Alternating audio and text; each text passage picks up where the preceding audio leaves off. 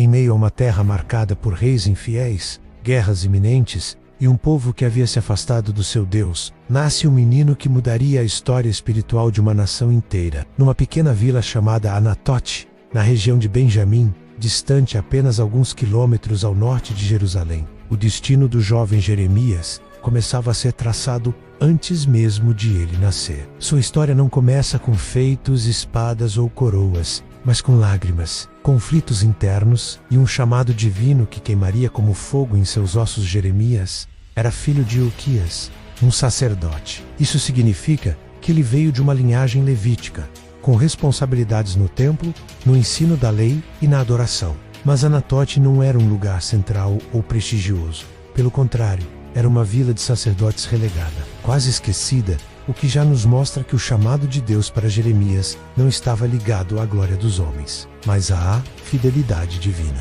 Ele nasceu por volta do ano 650 a.C., num período turbulento da história de Judá. O reino do norte, Israel, já havia sido levado cativo pela Assíria cerca de 70 anos antes, e o reino do sul, Judá, caminhava perigosamente pelo mesmo caminho de rebeldia espiritual. Os dias eram sombrios, a idolatria dominava os corações e os líderes espirituais haviam se corrompido. Foi nesse cenário que Jeremias cresceu, entre pergaminhos e orações, ouvindo sobre os dias de glória de Davi e Salomão, mas vendo, com os próprios olhos, a decadência moral e espiritual do seu povo. Desde cedo, Jeremias demonstrava ser um jovem introspectivo, reflexivo, mais observador do que falante. Cresceu vendo seu pai exercer o ministério sacerdotal, provavelmente servindo nas funções levíticas de ensino e cuidado com o templo. Jeremias absorvia tudo. Ele viu o contraste entre a santidade exigida pela lei de Deus e a realidade podre que se espalhava em Jerusalém. Sacrifícios eram oferecidos, sim, mas os corações estavam longe. Os ídolos invadiam os lares e os próprios sacerdotes, muitos deles, estavam envolvidos com práticas pagãs. Jeremias cresceu carregando esse fardo nos ombros ainda adolescentes. Era como se sua alma sentisse o peso da infidelidade de Judá, mesmo sem ainda compreender totalmente o que Deus faria com sua vida. Foi por volta do ano 627 a.C., quando Jeremias tinha aproximadamente 23 anos de idade, que algo sobrenatural aconteceu. Deus o chamou, não foi num templo, nem numa cerimônia pública, mas num momento íntimo e profundo. A palavra do Senhor veio a ele de forma direta, clara e poderosa. Antes que eu te formasse no ventre conchei, e antes que saísses da madre, te santifiquei. As nações te dei por profeta. Essas palavras quebraram Jeremias por dentro. Ele, um jovem de vila, tímido, sem nenhuma força política ou influência religiosa, ouvia de Deus que fora escolhido antes mesmo de nascer. E mais, ele seria profeta às nações. A resposta de Jeremias foi típica de alguém que conhecia suas limitações. Senhor Deus, eis que não sei falar, porque ainda sou um menino.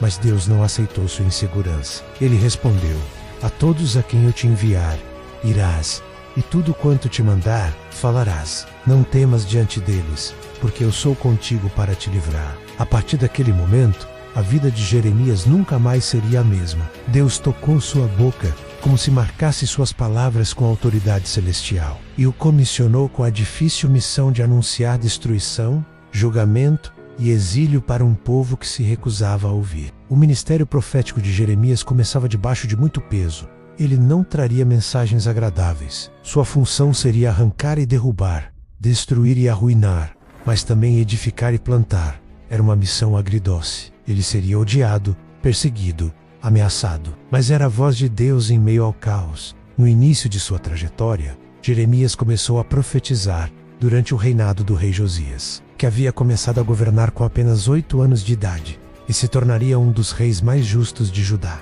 Josias promoveu uma reforma religiosa, tentando livrar o povo da idolatria e restaurar a adoração ao Deus verdadeiro. Jeremias, ainda jovem, via nisso um lampejo de esperança. Durante esse período, ele pôde profetizar com mais liberdade, pois a reforma de Josias criava espaço para a voz dos profetas fiéis. Mas mesmo com a reforma externa, Jeremias via que o coração do povo não havia mudado.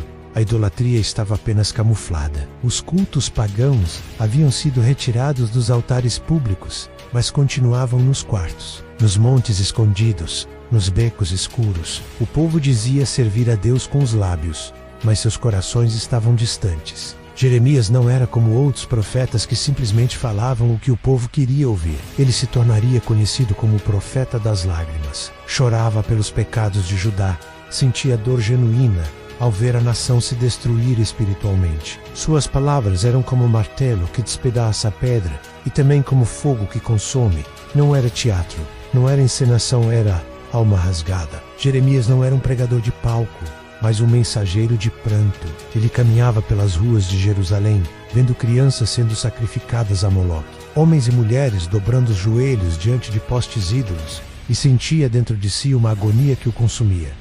Suas mensagens não eram bem recebidas, muito pelo contrário. Quanto mais ele falava, mais resistência encontrava. Ainda assim, ele não parava. A chama do chamado era mais forte do que o medo da rejeição. Com o tempo, Jeremias começou a ganhar notoriedade menos, mas não no sentido positivo. Ele se tornava cada vez mais incômodo para os líderes, para os sacerdotes corrompidos e até para o povo. Era chamado de traidor, de pessimista, de louco. Muitos diziam que ele estava amaldiçoando Judá, que não era possível que Deus destruísse Jerusalém, a cidade do grande rei.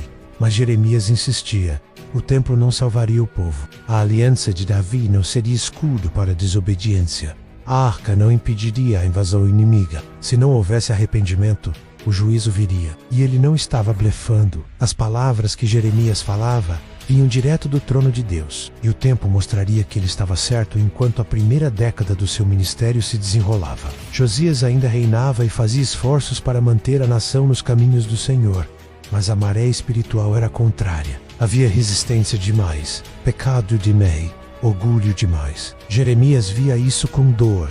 Ele não era um pregador triunfalista, nem um profeta da prosperidade. Suas mensagens eram carregadas de advertência, de choro, de apelo desesperado. Ele não queria ver Jerusalém destruída. Ele implorava para que o povo se voltasse a Deus. Mas a cada ano que passava, a resposta era a mesma: zombarias, rejeição, isolamento. O ministério de Jeremias avançava enquanto a política de Judá começava a desmoronar. O rei Josias, que havia sido um aliado espiritual para Jeremias, morreu em 609 a.C. numa batalha contra o faraó Neco do Egito, e Megido. Foi uma tragédia nacional. Josias tinha apenas 39 anos, e seu reinado representava a última tentativa genuína de trazer avivamento para Judá. Sua morte abriu caminho para uma sucessão desastrosa de reis que não davam ouvidos à voz de Deus. Primeiro veio Jeoacás, que reinou por apenas 3 meses antes de ser deposto pelo próprio faraó egípcio. Depois, o trono foi entregue a Joaquim, irmão de Jeoacás, que governou por 11 anos e mergulhou Judá ainda mais fundo no pecado. Joaquim era tudo que Josias não foi: arrogante, violento, idólatra e completamente alheio à justiça. Ele explorava o povo, construía palácios com trabalho forçado e promovia a adoração a deuses pagãos. Jeremias, agora mais maduro e ainda mais firme, passou a confrontar diretamente o rei e os líderes da nação. Ele denunciava a injustiça social, o derramamento de sangue inocente e a falsa religiosidade. Suas palavras se tornavam cada vez mais duras, pois o juízo se aproximava rapidamente. Enquanto Babilônia crescia como um império ameaçador, sob o comando de Nabucodonosor, Judá insistia em brincar com a idolatria. Jeremias alertava: virá um povo do norte, com cavalos, carros, exércitos poderosos, que destruirá cidades e queimará o templo. Mas ninguém queria ouvir. Jeremias era perseguido. Seus próprios conterrâneos de Anatote tramaram sua morte. Sacerdotes o odiavam. Profetas falsos se levantavam para contradizê-lo, dizendo que tudo estava bem, que Deus jamais permitiria o colapso de Jerusalém. Em meio a esse caos, Deus mandava Jeremias fazer atos proféticos simbólicos. Uma vez, ele quebrou um vaso diante dos líderes religiosos para mostrar como Deus quebraria Jerusalém. Em outro momento, colocou um jugo de madeira sobre o pescoço, simbolizando a submissão que Judá teria ao rei da Babilônia. Cada gesto era um grito visual daquilo que ele já dizia com palavras: se não houver arrependimento, haverá destruição. Mas o povo zombava, o rei rasgava as mensagens e os líderes buscavam silenciar sua voz. Durante o reinado de Joaquim, Jeremias foi ordenado por Deus a escrever todas as profecias que havia recebido desde o início de seu ministério. Ele ditou tudo ao seu escriba Baruque. O rolo foi então levado ao templo e lido publicamente. Quando chegou aos ouvidos do rei Joaquim, ele pegou o rolo, cortou-o com uma faca e lançou pedaço por pedaço no fogo. Zombando da palavra de Deus, Jeremias, ao saber disso, não se intimidou. Deus mandou que ele escrevesse tudo de novo e ainda acrescentasse mais palavras de juízo. O profeta não recuava. Ele estava comprometido não com os poderosos da terra, mas com a voz do céu. No ano 605 a.C., a ameaça de Babilônia se concretizou. Nabucodonosor derrotou o Egito na famosa Batalha de Carquemis, consolidando seu domínio sobre o Oriente Médio. Jerusalém agora estava sob risco real. Jeremias gritava aos quatro ventos: rendam-se à Babilônia, não resistam, pois isso é juízo de Deus. Mas essa mensagem era considerada traição. Os patriotas de Jerusalém não aceitavam a ideia de se submeter a um império estrangeiro. Eles queriam resistir, lutar, confiar nas alianças humanas. Jeremias, porém, insistia: a única salvação era a submissão ao castigo divino. Se Judá se rendesse, viveria. Após a morte de Joaquim, seu filho Joaquim assumiu o trono, mas reinou por apenas 3 meses. Nabucodonosor veio pessoalmente e o levou cativo, junto com a elite de Jerusalém, incluindo o jovem profeta Ezequiel. Foi a primeira deportação para a Babilônia. No lugar de Joaquim, Nabucodonosor colocou Zedequias, o último rei de Judá. Ele era fraco, manipulável, cercado de conselheiros corruptos e profetas falsos. Jeremias tentava aconselhá-lo, mas era constantemente ignorado. O profeta se tornava cada vez mais isolado. Em diversos momentos ele foi espancado, preso, lançado em masmorras. Seus inimigos o acusavam de desmoralizar o povo, de minar a resistência nacional, de profetizar mentiras. Mas Jeremias continuava proclamando: assim diz o Senhor, eis que entregarei esta cidade nas mãos do rei da Babilônia. As prisões de Jeremias se tornaram frequentes. Uma das mais dramáticas aconteceu quando ele foi jogado dentro de uma cisterna vazia. Chaiado Lama, onde afundou até a cintura. Foi deixado ali para morrer. Se não fosse por Ebed-Meleque, um servo etíope que intercedeu junto ao rei e o resgatou, Jeremias teria morrido naquele buraco. Mesmo depois disso, ele não abandonou sua missão. Continuava a escrever cartas, a pregar, a alertar. Escreveu para os exilados da Babilônia, dizendo que construíssem casas, se casassem, plantassem, pois ficariam ali por 70 anos. Suas palavras eram de juízo, sim, mas também de esperança. Ele anunciava a restauração futura, novo coração, nova aliança. E se você que está acompanhando essa história até aqui, está curtindo esse mergulho profundo na vida do profeta Jeremias, se essa narrativa está te ajudando a entender mais da Bíblia e da história do povo de Deus, então dá um like agora no vídeo e se inscreve aqui no canal Quem Foi. Isso ajuda muito a gente a continuar produzindo esse conteúdo com tanto detalhe e cuidado para você. Não custa nada para você, mas vale muito para nós. Voltando à narrativa, o cerco final a Jerusalém começou em 588 a.C. Nabucodonosor cercou a cidade por quase 2 anos. Jeremias estava lá, dentro dos muros, vendo o sofrimento do povo, a fome se espalhar, as crianças morrendo, os líderes perdendo o controle. E mesmo nesse cenário, ele continuava a pregar que a cidade deveria se render. Muitos o odiavam por isso, mas ele sabia que estava dizendo a verdade. Durante esse cerco, Jeremias ainda tentou convencer Zedequias a se entregar, mas o rei, covarde e indeciso, não conseguia tomar uma decisão.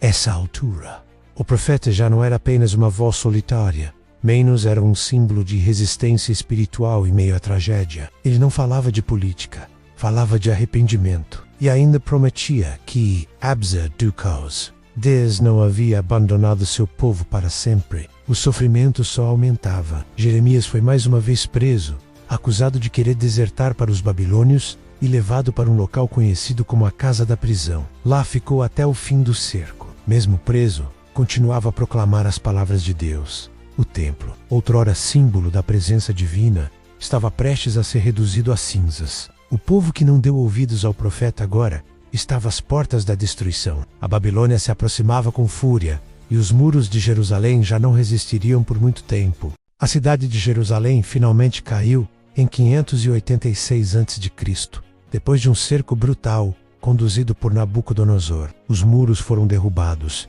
O templo foi incendiado, os portões queimados, as casas destruídas, e os gritos de desespero ecoavam pelas ruas onde antes se celebravam festas religiosas. A fome havia assolado a população durante o cerco, e agora a espada completava a destruição. Os soldados babilônios invadiram sem piedade, arrastando anciãos, mulheres e crianças, matando sem distinção. O sagrado virou cinzas. O impensável havia acontecido.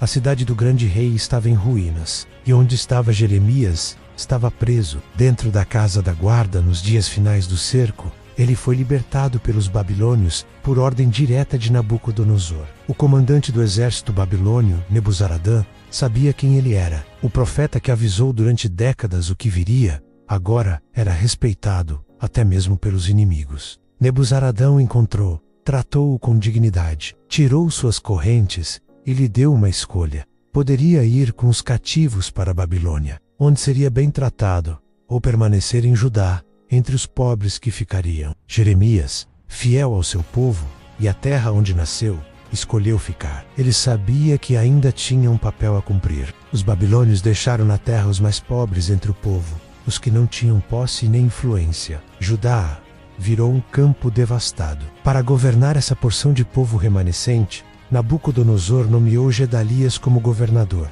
Ele era um homem sensato, filho de Aicão, que por muitas vezes havia protegido Jeremias no passado. Gedalias governava a partir de Mispá, e por um breve momento, parecia que alguma estabilidade poderia surgir. Jeremias estava com ele, aconselhando, ajudando, tentando manter o pouco que restava de dignidade para Judá. Ele ainda pregava, ainda escrevia Corava, mas a paz foi curta. Um nobre da linhagem real, Ismael, liderou uma conspiração e assassinou Gedalias, num ato de traição e rebelião contra a Babilônia. Isso gerou pânico. O povo temia a retaliação dos babilônios e muitos começaram a planejar uma fuga para o Egito. Jeremias foi consultado. Pediram a ele que buscasse a palavra do Senhor e prometeram obedecer ao que quer que Deus dissesse. Jeremias esperou e após 10 dias recebeu a resposta: fiquem na terra, não fujam para o Egito, porque se forem, morrerão pela espada, pela fome e pela peste. Mas, como de costume, o povo ignorou o aviso. Foram para o Egito assim mesmo e levaram Jeremias à força. Ele não queria ir, mas foi obrigado a acompanhá-los. Mais uma vez o profeta se viu entre um povo rebelde, endurecido, incapaz de ouvir a voz de Deus. Já em solo egípcio, Jeremias continuou sua missão. Ele denunciava a idolatria, mesmo em território estrangeiro. O povo, ao invés de ouvir, se voltou contra ele com ainda mais dureza. Diziam que desde que pararam de oferecer bolos à Rainha dos Céus, tudo deu errado. Eles culpavam Deus por seus próprios pecados. Jeremias os repreendia com fervor. A essa altura, ele já era um homem velho, mas com a mesma chama profética nos olhos. Mesmo no Egito, Jeremias seguia fiel. Profetizou a destruição do próprio Egito pelas mãos de Nabucodonosor. Anunciou o juízo de Deus contra as nações vizinhas: Amon, Moabe, Edom, Filístia, Tiro, Sidom, Damasco e, claro, Babilônia. Sua visão profética era ampla. Seu ministério transcendeu fronteiras. Jeremias era o arauto das nações, como Deus havia dito no início. Apesar de todo o sofrimento, traições, rejeições e perseguições, ele permaneceu firme até o fim. Jeremias enfrentou falsos profetas como Ananias, que dizia que tudo iria bem, que o cativeiro duraria apenas 2 anos. Jeremias respondeu com firmeza, dizendo que quando um profeta profetiza paz, e isso se cumpre, então ele é verdadeiramente enviado por Deus. Ananias morreu naquele mesmo ano,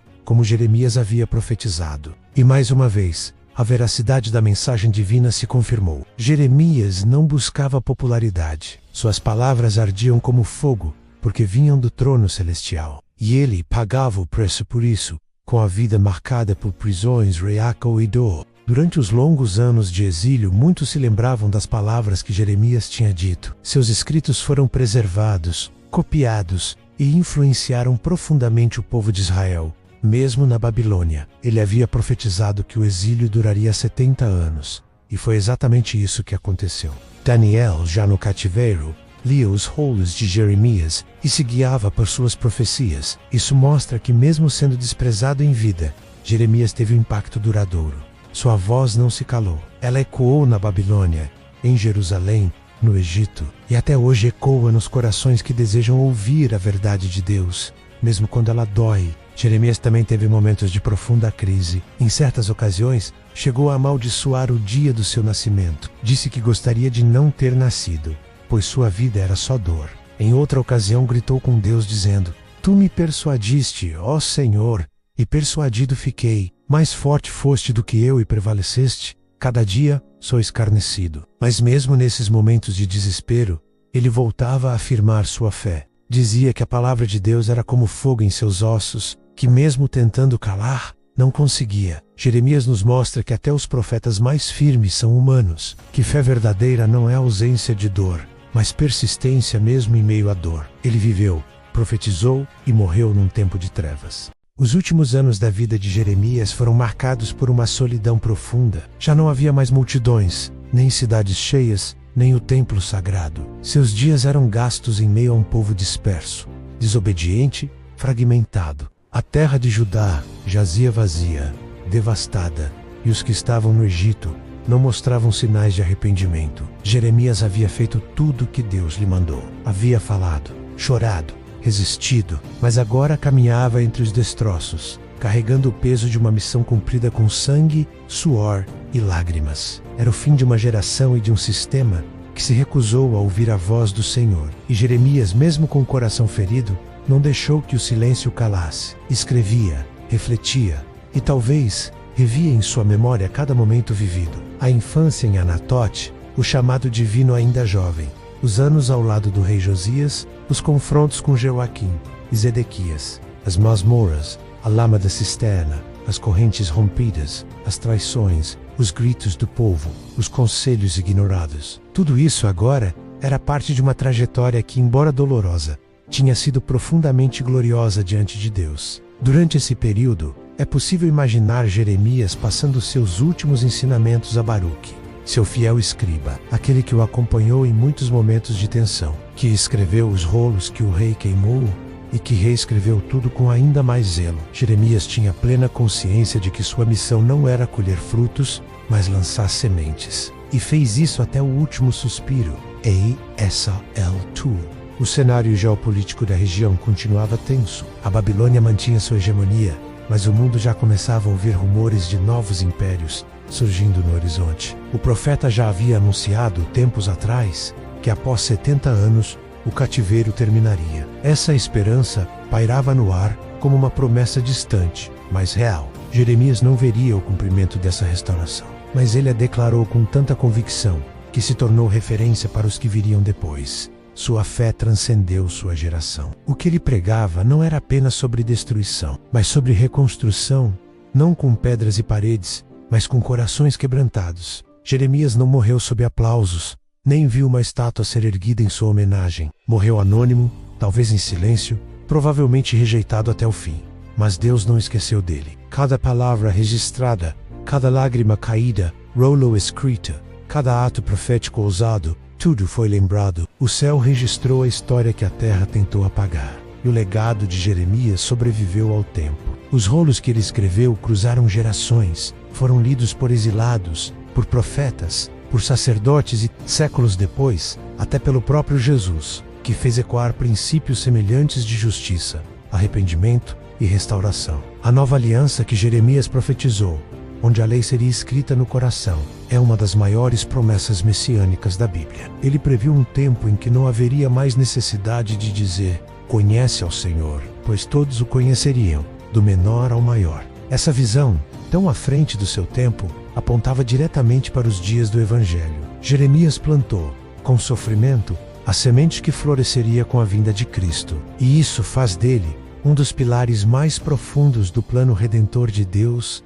na história. Jeremias nos deixou ensinamentos que não dependem de templos, nações ou rituais. Ele ensinou que a fidelidade não está nos resultados, mas na constância. Que a verdade de Deus não muda conforme a aceitação do povo. Que há momentos em que falar o que é certo nos colocará contra todos menos, mas mesmo assim, é o que precisa ser feito. Ele provou que é possível ser sensível e firme ao mesmo tempo.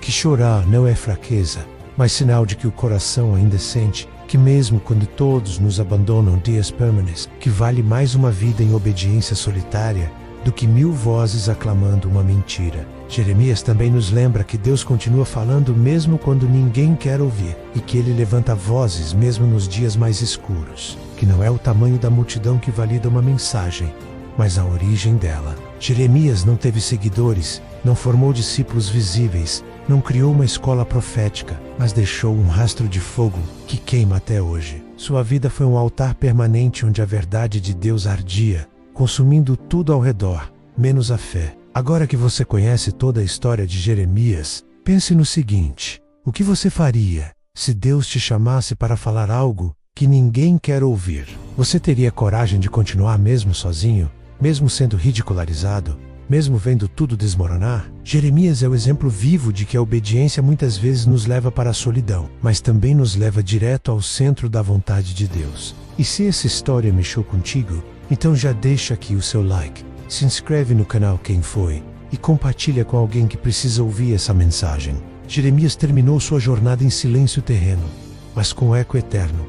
E agora, cabe a nós manter esse eco vivo, que o seu chamado, como o dele, seja maior do que o seu medo. Que o voca fail, mesmo quando todos se calar, que o voca viva, mesmo quando tudo ao redor parecer morto. Que você obedeça, mesmo que ninguém aplauda, e que, como Jeremias, você descubra que o valor da missão não está no aplauso, mas na fidelidade. Estamos deixando outra história bíblica que tenho certeza que você irá gostar também aí na sua tela. Nos encontramos lá e que Deus abençoe grandemente sua vida.